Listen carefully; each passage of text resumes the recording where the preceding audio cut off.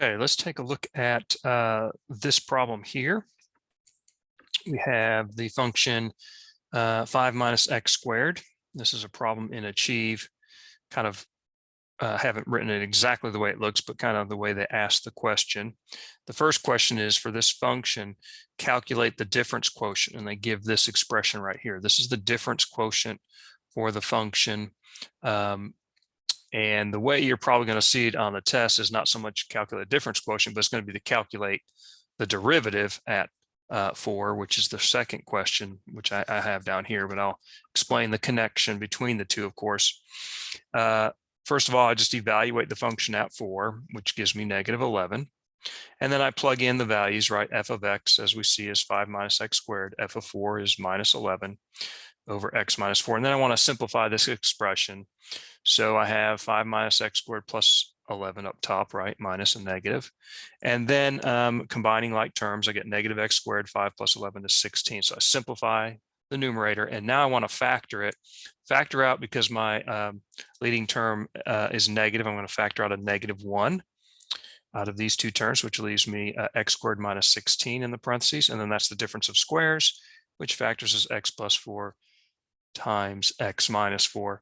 And we now see that common factor of x minus 4. So I can divide the numerator and the denominator by x minus 4. And I just get negative the quantity x plus 4. So that's the simplified difference quotient. That goes in the first box, right, in Achieve. They want that expression. That's what they're looking for. Then they ask to calculate f prime of 4. Well, f prime of 4 is just the limit as x approaches 4, right, of this expression. And as is, right, clearly I can't just plug 4 into this expression because I get 0 over 0 indeterminate form. But if I simplify this difference quotient, which we did up here, I get this. So this expression is equal to this expression for all values of x not equal to 4. And when we're taking the limit as x approaches 4, of course, we're not interested in what the value of the function is exactly, or the expression is exactly at 4, right? We're saying, what is it approaching, right? As we get close to 4, like 3.9, 3.99, and so on. If we were looking at this numerically, right, that's the way we would do it. But here now, this limit, therefore, of this difference quotient is the same as the limit as x approaches 4 of this simplified expression. And this expression here is continuous at 4. I can plug in directly to evaluate the limit, and I do so. 4 plus 4 is 8. I get -8. So that is the derivative f prime at of the function at x equal 4. Okay, now the way you'll probably see it for me, like on a test or something, is to just find and calculate f prime of 4 with this expression.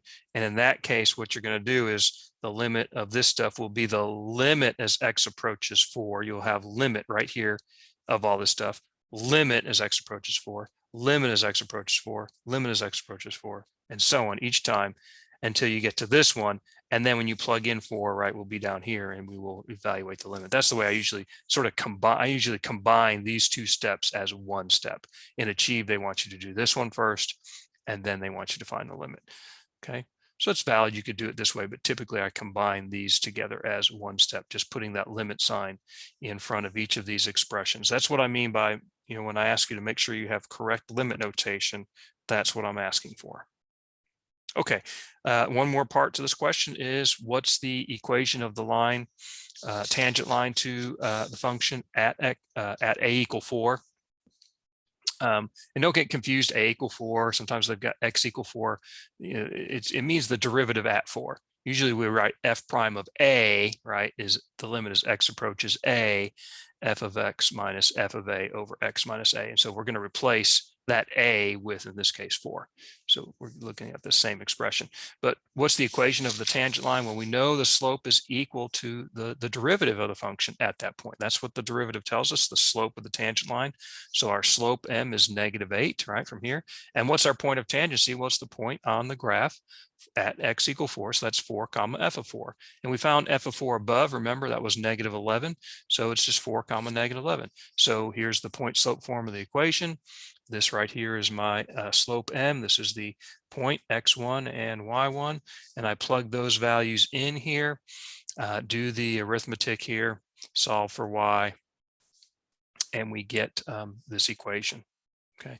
Now, as a check, graphically, we could check this uh, by graphing the original function, which remember the original function was this parabola, right? Downward opening parabola, 5 minus x squared, and the corresponding line in the same viewing window. Now you want to adjust your viewing window so you have the point of tangent C. So you want to be able to see the point 4 comma negative 11. Slope is kind of steep, so you might have to adjust the viewing screen. So I did this in this calculator. You can see let me go back to the y equal. There's the function in the blue, and then the line is in red. And I had to adjust the window a little bit. My window is going from 0 to 6 so that I can see x equal 4 in there.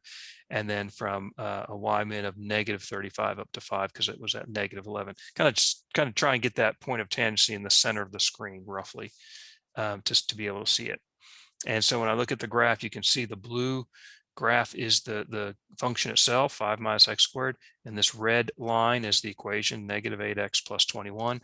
And right at x equal 4, 1, 2, 3, 4, that point of tangency, in fact, if I do trace and go to x equal 4, we're right there, that point of tangency. It looks to me like I've done a good job. This red line looks like it just touches the graph at that point.